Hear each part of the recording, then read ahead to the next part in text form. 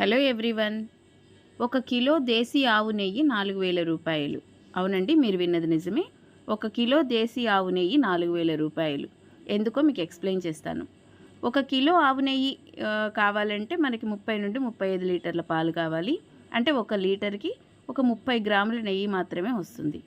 అందుకనే 1 కేజీ కావాలంటే 35 లీటర్లు కావాలి.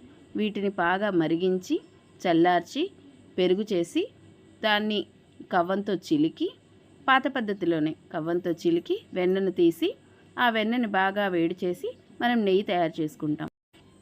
ఇందులో మారేడాకు, తమలపాకు, మునగాకు లాంటివి వేయడం వల్ల వాటి మెడిసినల్ వాల్యూస్ కూడా ఈ నెయ్యికి యాడ్ అవ్వడమే కాకుండా మంచి సువాసన వెదజల్లుతుంది.